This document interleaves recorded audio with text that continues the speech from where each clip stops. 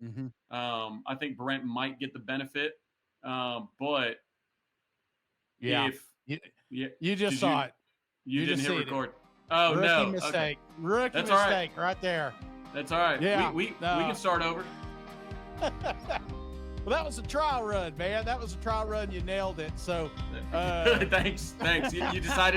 You decided my takes were good enough to I was actually like record gonna them. try you out a little bit. I was like, hey, if this works, we're gonna go with it. But try man, before you buy. This is why Mike does.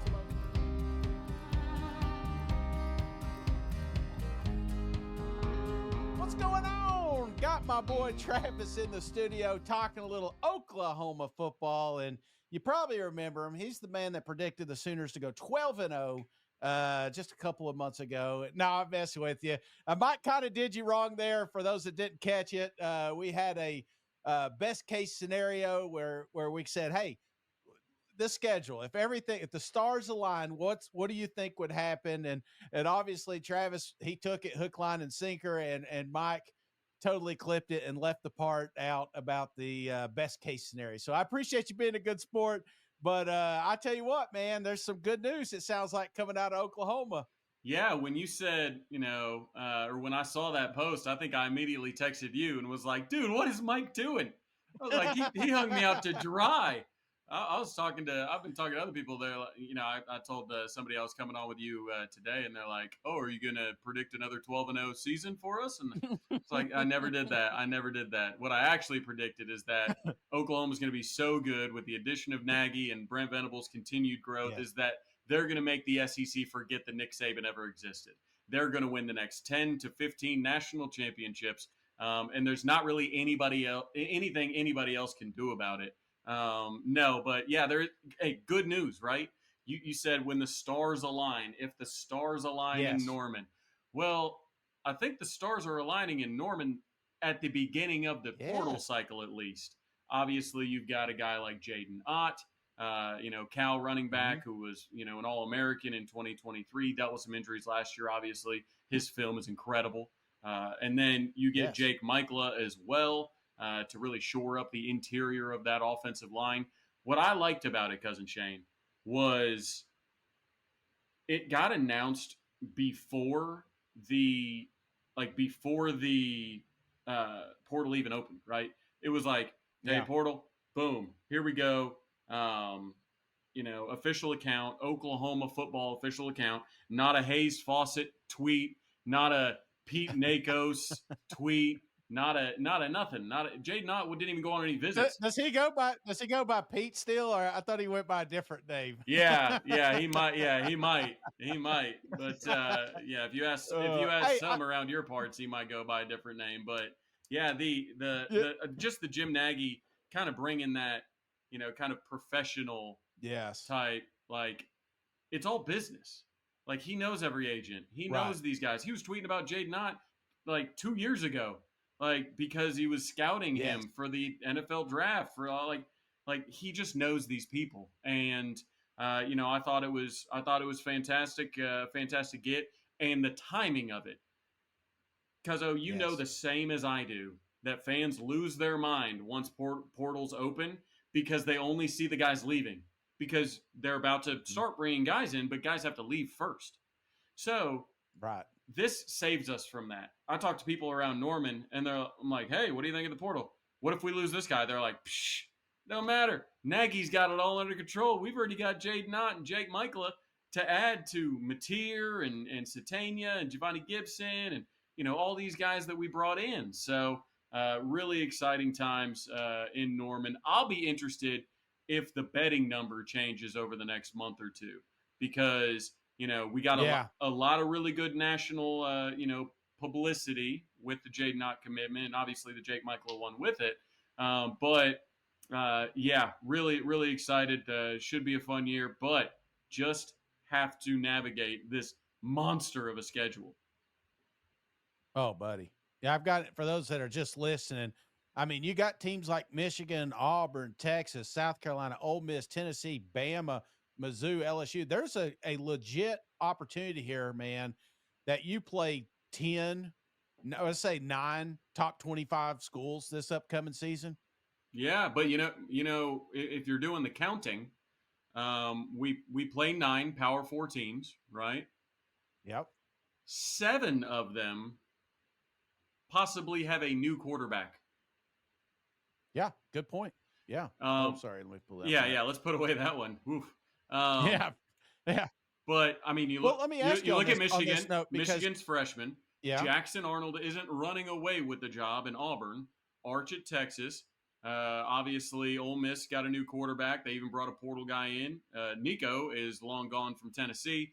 Jalen Milroe's gone. Yep. Brady Cook and Drew Pine are gone. So really, Lenore Sellers and Nuss, they're two great quarterbacks. But Brent Venables is calling the defense in 2025, and he gets to Yeah. deal with potentially 7 of the 9 Power 4 teams dealing with new quarterbacks, some of them freshmen. So I think that's going to be a Yeah. sneaky reason why Oklahoma has some success. No, I think you're correct, man. And just to say that you can put in a quarterback and all things are well again is easier said than done in this conference. And I'm curious because you mentioned Arnold there. Oklahoma fans obviously did have some leave last year. We had plenty go to Auburn. We had plenty go down to LSU. Is there one team that maybe you're a little bit more upset about because of that portal situation, or were you just kind of happy to clean slate, let's move forward type situation? What's the mentality out there in Norman? I think the one that I really hated to see go, even though he's dealt with a ton of injuries. Unfortunately, his brother dealt with a ton of injuries when they were here. When they're healthy, they're incredible players. They're NFL players. Nick Anderson going to LSU Mm-hmm. was the one for me. Bauer had an interesting year for us last year. I think he'll do fine down in Baton Rouge. Didn't really mind Jackson going to Auburn.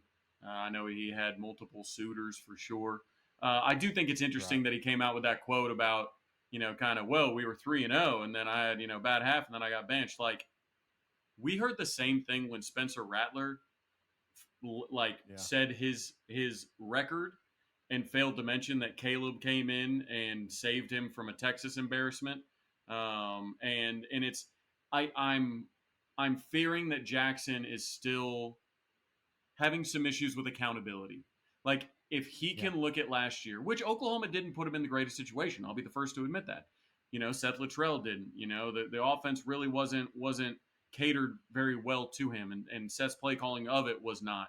Offensive line dealing with massive injuries, right? You had wide receivers dealing with massive injuries. So he wasn't set up in a great situation. But for him to come out and kind of seem like he has no idea why he got benched, like, come on, man.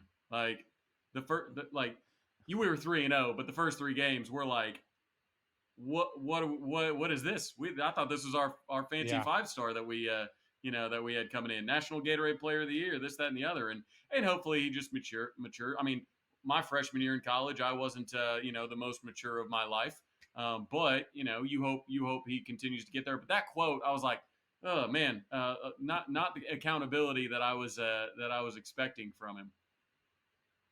Oh, no, me either. But I do think the ads are important to note. And, because we cover the entire SEC and I will say one of the most, I, you ever heard the saying, watch them paint dry? I compared that to 2 offenses last year, and that was Oklahoma and that was Kentucky. I would rather watch water boil than watch that offense at times. But I like how aggressive you guys were.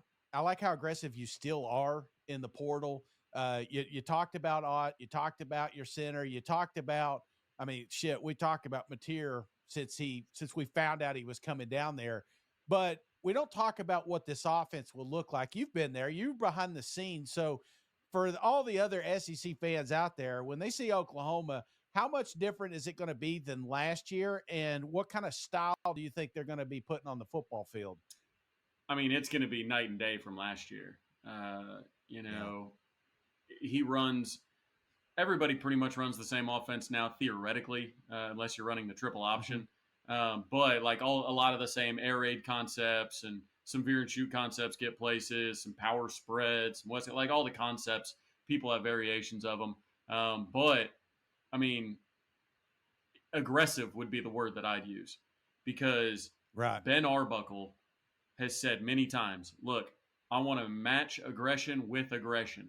If you're sending somebody on a blitz or something, I am telling John, and keep in mind, John Mateer and him go back years. I mean, the combination of them moving together was no accident, and Oklahoma will be at a big advantage because of it. But he will take shots downfield. It will be a bit of a kind of a Brett Favre, Baker Mayfield gunslinging mentality of, oh, you want to put pressure on us? All right, I hope you're good on the back end, because I'm about to make your corner cover. Like I'm Deion Burks, you better keep up with him, right? Like this is the most talented cast that Mateer will have played with, but also it's the most talented cast that Ben Arbuckle will be able to call with. And Arbuckle, a lot of people say, oh, Oklahoma doesn't need to go get a big tight end. Look at their offense. They don't run a lot with the tight end. But the thing is, Arbuckle always says, I am personnel driven. If I have a matchup I like, I'm gonna go to that matchup all the time. And that's the thing. You become really dangerous when you're personnel driven if your personnel's good. And I think Oklahoma's personnel's good. Yes. And I think John Mateer is the perfect man to run it. For my money, he was the top portal quarterback. But if you were to say, I don't know, say Carson Beck was, like say somebody had Carson Beck ranked higher, I would take John Mateer, knowing Arbuckle's our OC, in a heartbeat. I wouldn't even bring Carson Beck in on a visit if I knew I had the opportunity to conjoin Mateer and Arbuckle again, because we saw this happen at Vanderbilt, right? Diego Paiva gets his OC. You're getting guys to say, hey, who's your OC? And hey, if we're hiring an OC, who's your quarterback? Because we want you. Jeff Lebby and Dylan Gabriel had worked, had coached and played together before. Getting those type of guys that understand the offense, it really puts you, a couple steps ahead of the game. And that's where I feel Oklahoma will be with this offense. I think that you're going to see aggressive, attacking downfield, throwing across the middle. John Mateer loves the middle of the field. Thank God he's not playing 30 years ago, or else he half his receiving core would be decapitated. But he loves throwing across. It's almost like it's almost like it's a fun challenge to him. He's like, I bet I can fit it in there. I bet it. And he does. So I'm excited. The locker room loves both of them already. I mean, I've had other position groups tell me, man, Arbuckle is our dude, man. He's cool. Like he's awesome. Yeah. One of the things he talks about, Shane, is the best thing you can do for a quarterback is make sure that he thinks he's the baddest dude in the planet. Like at any point in time, because you saw this last year. You see it every year with quarterbacks, but in Norman, you saw this with both of our quarterbacks at times. I think they lost confidence. And that's the number one thing that Arbuckle says is, my quarterbacks will never lose confidence. I will make sure that they know that they are the baddest dude, and give them all the confidence that they can hold, so they walk out there with that swagger, with that confidence, in order to lead the offense. I love it, man. I mean, because that's the last thing you want is a scared quarterback. And can't be seeing ghosts. Everything I've seen from, I'm telling you. So I'm pretty excited about that. But he's got to have some weapons around him. I know we've got Deion coming back, but I think we did have another injury this spring, correct? Gibson, if I'm not mistaken. Is the portal still? Are we still looking at some guys, maybe some ads for that offense? For sure. We currently have 13 scholarship wide receivers. I think somebody the other day said 10 of them are banged up in some way. But banged up can be anything from a rolled ankle to, a broken ankle. You know what I mean? Like that, and everything in between, right? So Giovanni Gibson, the big ad, was having a great spring, had an injury, but Brent Venables said in his spring presser after the Crimson Combine that he might be back before the season, which with the initial diagnosis was way later. So you've got that. Obviously, Isaiah Satania, who came over from Arkansas, looked fantastic in the spring. He's going to give you a lot. He'll do probably some punt return duties for you. You've got some of those guys. Then you've got some young guys, right? Ivan Carrion, the big boy out of Texas, 6'4", 6'5" type guy. Then you've got Zion Kearney, who was, I believe, a top 100 recruit a couple years ago. he's having a good camp. There are others that you can continue to put out there, but again, it's going to come down to health. I do think we add one, maybe two, but then you're talking 15 scholarship receivers. Now, do they process a couple? I certainly think they might. But, what Nagy looks for is production and size. When he got to campus, he said, SEC teams are big. Like big, strong, long, explosive. Those are the type of athletes that are in the SEC. So those are the type of athletes that we need to go get. So make no mistake, you've seen us go after 6'3" receivers, 6'1" receivers, 6'2" receivers. Like it feels like must be this tall to get recruited by Jim Nagy at this point. So he's definitely got a type that he likes, and he wants you to have a bit of production. He's not going to be going after the guys that you see on the edits all the time.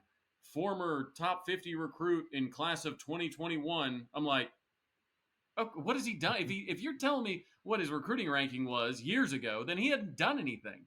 So stop telling me that. What have you done for me lately? What have you done at the college level? So we're gonna go get receivers, but we're hoping some people get healthy soon.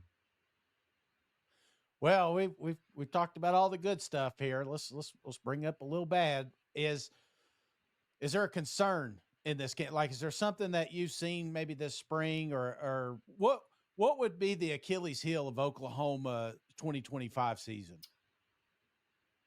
Let's see. As the roster is currently constructed, the Achilles heel for me would be injuries at corner.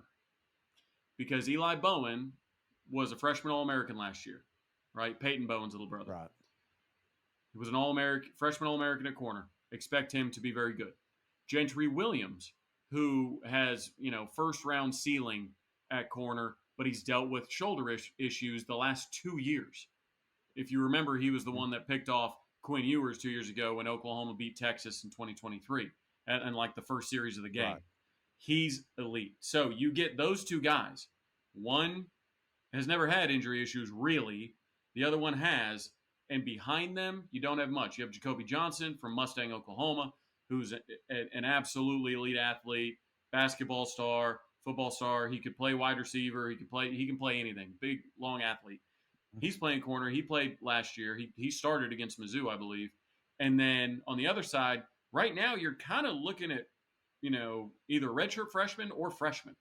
So you've got Malik Hawkins, who's Mike Hawkins' younger brother, right? And then you've got Cortland Guillory out of Texas, who's really turning a lot of heads, having a good spring. And then you've got Devon Jordan, who's from my alma mater here in Tulsa, Union High School. Those guys have never really seen meaningful action. So you really need to shore that up, because you can be amazing on the defensive line. You can have great edge rushers. You can have good linebacker play, good safety play. If those corners can't hold up, then these offensive coordinators and these quarterbacks will eat you alive. It won't matter if you're good at anything else, because you'll have such a leak that you can't hold water. So if the season were to go wrong, I would, like, if you just woke me out of a coma and you said, "Hey Travis, we're on air. You guys went 6-6. Why do you think it happened?" Yeah, I would say corners must not have. They must not have found them in the portal, and they must have had some injury issues. All right. Well, I they just announced SEC Media Days, the dates coming up and everything, and I always try to figure out which three they're going to send, and I would imagine we're going to see Mateer there. I mean, hell, if you're going to bring Arnold to the thing, you might as well bring Mateer to the dance. But who's the voice of this defense now that Danny's gone? Man, I would bet they bring Kip Lewis. Kip Lewis, obviously, Auburn fans remember him as Peyton Thorne threw the Kip 6 to him to win that game down there in the Plains. And then you've got, obviously, he had another pick 6 against Alabama, but he's really just the energy guy. Like, I think that if you want some excitement at Media Days, if you want a guy that's going to bring a lot of enthusiasm, you're going to bring Kip. Mateer being the other one. I think you might bring Robert Spears Jennings. not entirely sure. It would probably be him or Deion Burks. But Robert Spears Jennings is a guy from Mansfield, Texas originally, and then moved up to Tulsa. Played here at Broken Arrow, and originally played wide receiver in high school. And then finally, OU was like, "Hey, we're going to recruit you on the defensive side of the ball. Maybe your high school should start playing you there." And then he started playing two ways. And PFF, I think halfway through the year, had him as the nation's top safety. And he was back there with Billy Bowman, who obviously is going to be, probably a day 2 draft pick. But yeah. I would say those guys. I really expect R. Mason Thomas, one of the sack leaders from a year ago, Kip Lewis, and Billy Bowman to pick up on the defensive leadership side that was left by Ethan Downs, Danny Stutzman, and Billy Bowman. Yeah, I just we talk about it, man. I'm always wondering, like, do we look back at 24 and say, man, if we had that defense this year, we would have won a national championship? I have a feeling like you always have these position groups that come through your school, and you're just like, man, we have this, but we lack that. Do you think we look back 10, 15, 20 years from now, and we look back and say, you know what, that may have been one of the greatest defenses to come through Oklahoma? Well, not one of the greatest to come through Oklahoma, because, many of our 7 national titles were built on the back of Butkus winners and Bednarik winners and all these guys. Yeah. But it is interesting, though, you bring that up, though, because when Paul Feinbaum, who, friend of yours, friend of Mike's, when Paul Feinbaum came to do the SEC days, right? He walked through, got the tour, obviously, of the trophy cases, and he even said, you sometimes forget how much winning Oklahoma has done, because it's just that's right. Because in this, they didn't win in the internet like podcast era. You know what I mean? Like where all the takes came around it and all the attention came around it.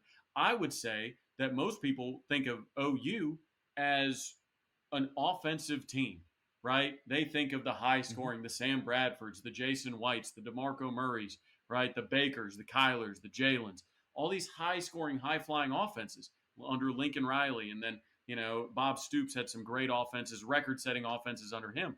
But at its core, really, Oklahoma's always been winning with defense. So I think when you look back at some of the great defenses, a lot of them were designed, built, and coached by Brent Venables when he was here the first time. That's how we ended up with a national champ. I mean, in 2000, you win that game 13-2 against the number 1 offense in the country. You hold them to 0 offensive points. I mean, that's the thing that not a lot of people talk about when they're talking national title teams. But it's when you look back at last year's defense, I think they were a lot better than the numbers even suggest, because of how much time they spent on defense, like how much time they spent on the field. I mean, when you look at when they force turnovers, if you go back and look at OU's forced turnovers, on a extremely high percentage of them, the next play, we turn the ball back over to the defense just got the ball for you. And if they didn't score it, then they might have to go back out onto the field the next play. Like, just an insane number of snaps they had to play. And I think that's why this defense stands to improve statistically, because I think they're going to be on the field less. Again, when you add a guy like Jaydn Ott, you're running the ball probably a bit more, definitely more effectively than you were. Xavier Robinson obviously showed up in a big way late in the season. You're going to be much better on the offensive line this year. Your offensive coordinator is going to have a plan for that. And I think for the first time in maybe 10 years in Norman, you're going to see complementary football. Yeah. Well, I feel like I keep hearing the same thing with Oklahoma. It almost feels like a lack of respect, and I get it. You come in to 24 season, it's a disappointment. And SEC fans, I hate to break it to you, we didn't watch any Oklahoma football games until 2024. So that first impression is what this league has a lot of the Oklahoma. But I think it can be fixed. I think Oklahoma, you can't keep them down for long. Obviously, you're seeing with the hire of Nagy, you're seeing with the portal, the way it's been very active. And I tell you what, it's been exciting. I can't wait to see Oklahoma offense. I can't believe I'm saying that after what I watched last year. I thought, man, I'm going to have to watch this for 2 more seasons before we get another quarterback in, but now it feels like you got a little bit of a facelift. But one of the questions that was brought up on the show the other day, we were doing my lifetime. So the last 43 years, we'll say 40 years, where would you put Oklahoma as far as not just all sports? We're just talking football only. Where would you kind of put them as maybe the most successful program out of the teams that are currently in the SEC?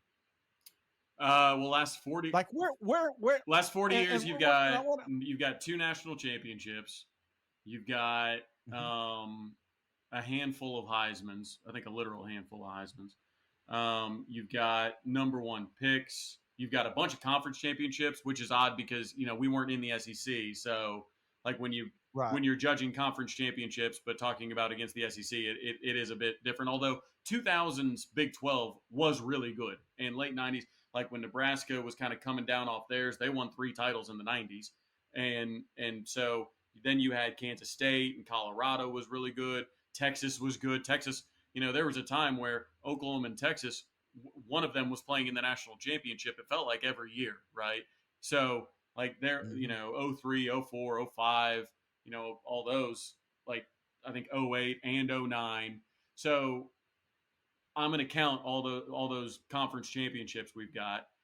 Wins, I think when you go, past 30 years, 40 years, 50 years, all that, Oklahoma's like top 3 in wins.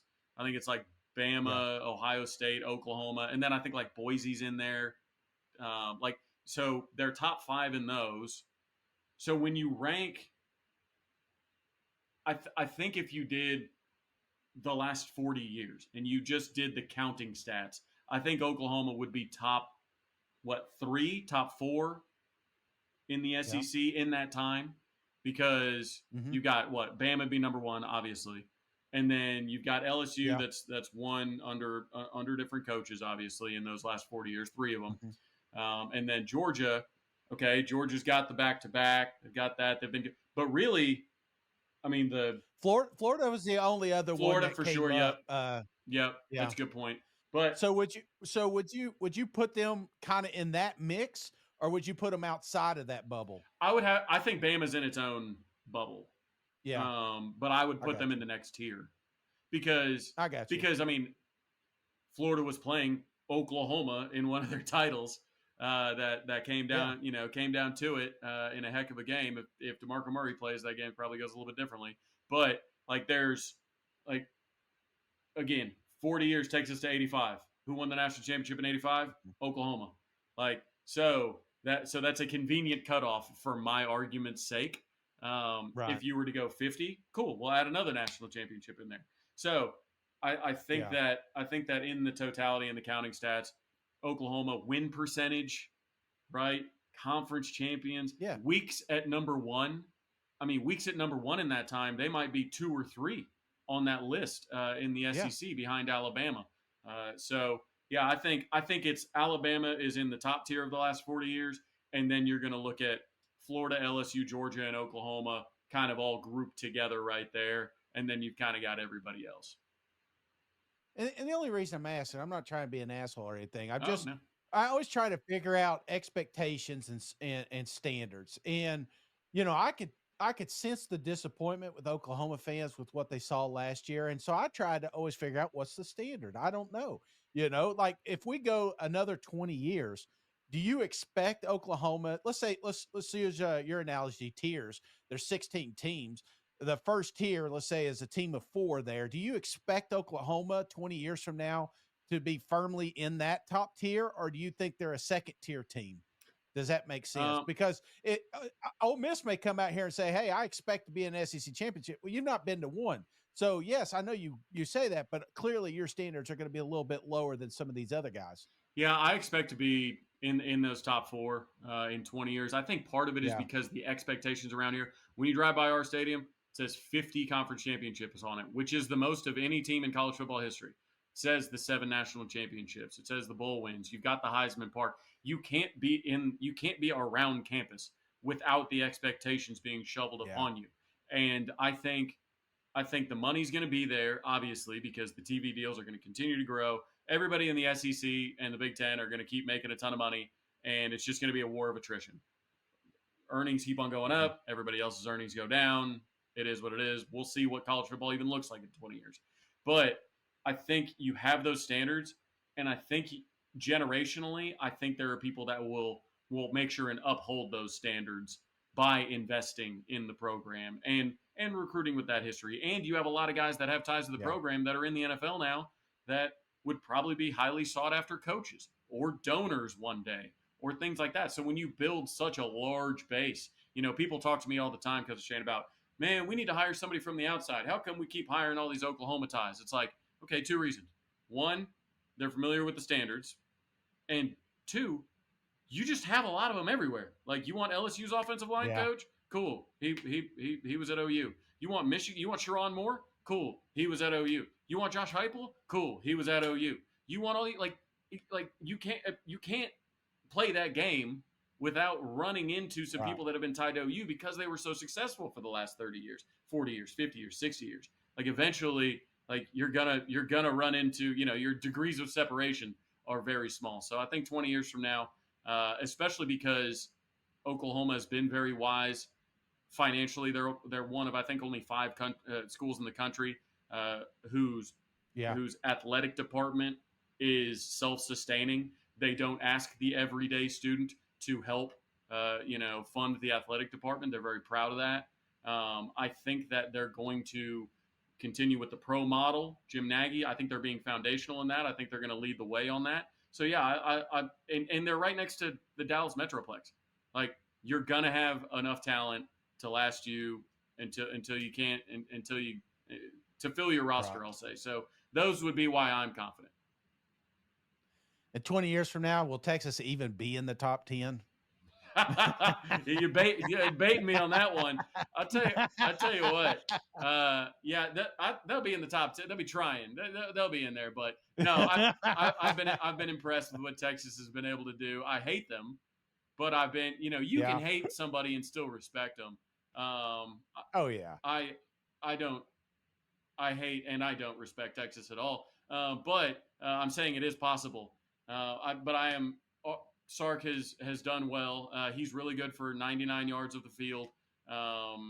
Maybe the best. But that first and goal from the 1, fourth and goal from the 1 tends to give him fits. But I'm excited to see what the Arch era has in store. Right, first time starter, all the pressure in the world.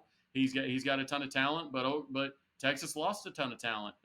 We will see. But now Texas, Texas with Sark, as long as he can keep those donors out of the way. That's always the problem with Texas. It's never the coach. It's always the donors, that these big oil tycoons that think that their opinion should matter, and they're going to start meddling a little bit. There are rumors that that's why Saban didn't go to Texas, is because the Texas donors couldn't be told, hey, hands off, because that oil money, that's a little bit different. That's definitely, man. Well, hey, man, I appreciate you taking your time. And for those that didn't know, this is the second time we've done it because I didn't record the first time. Man, so this really is over an hour long. But Travis, I really do appreciate you coming on. And before you go, can you tell the audience, how can they find you? How can they get your content? Yeah, absolutely. Handle right there is at Travis Skol, TravisSkol. I'm on KREF Sports, the home of Sooner fans, on the radio with Tyler McComas, Wednesdays 3 to 6. You can download the free app. It's an incredible app. And then also I got the JP and Trav show on Wednesday nights.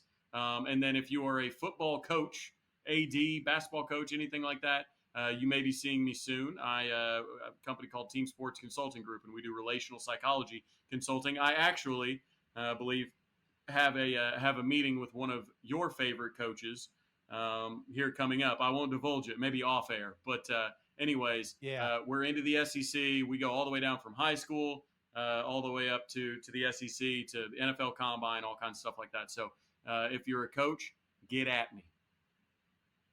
Hell yeah.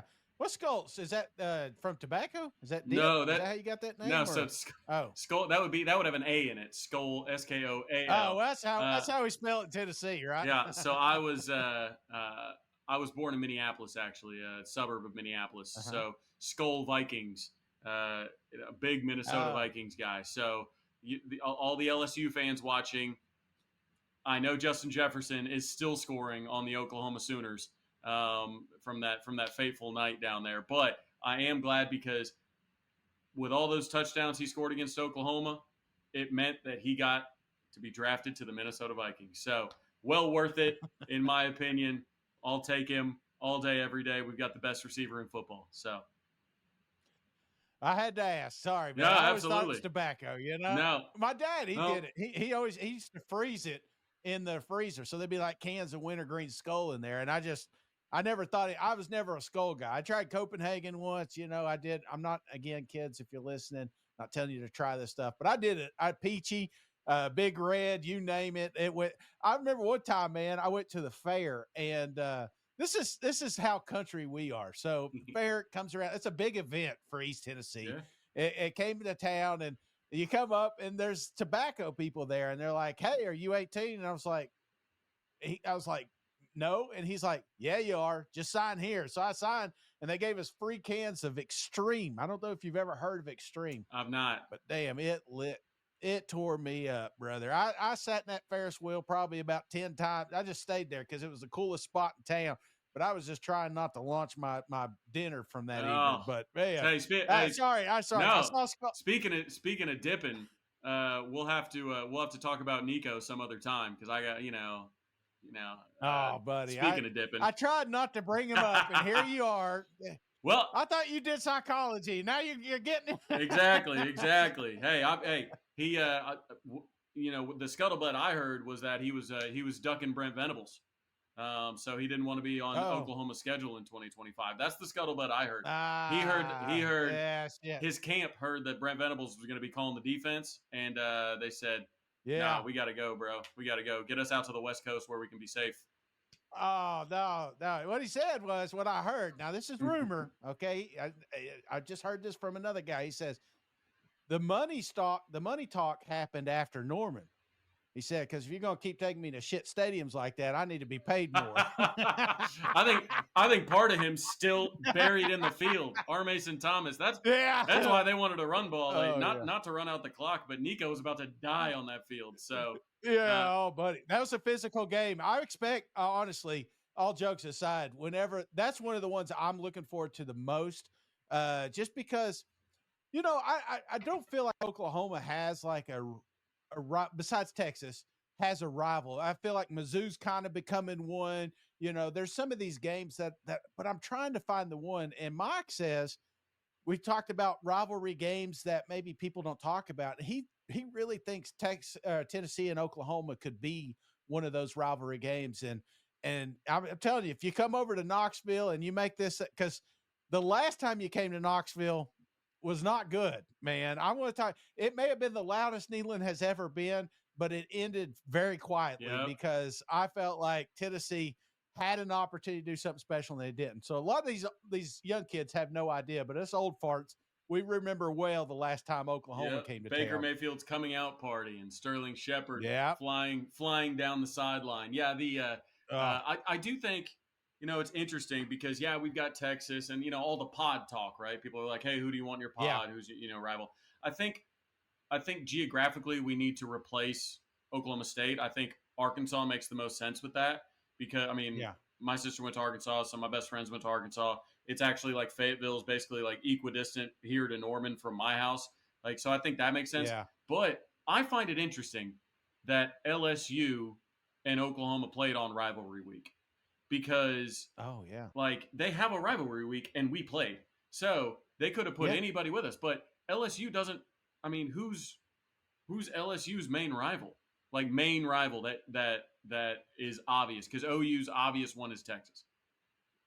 Yeah, Arkansas is pretty good. Ole Miss is, but honestly, it's not like the Iron Bowl or the Red River or anything like that. So I would argue the best one for me was Florida, and they forced that one. They kind of created that rivalry. So I would love for LSU and Oklahoma to become rivals. That'd be good. Mainly because their fans are insane. That makes for a great rivalry. And I love me some Cajun food, Cousin Shane. So I want to keep going down to Baton Rouge and loading up my cooler full of boudin and all kinds of fish and driving it back to Tulsa, because I definitely did that. I've still got boudin in my freezer, ready to keep me through the summer. So, yeah, give me LSU awesome. In rivalry week. Oh yeah, man. Well, that's where we probably should go. Go down there, and we'll share some gumbo and cold beer, and that'd be a hell of a matchup. Hell yeah. It was great this year.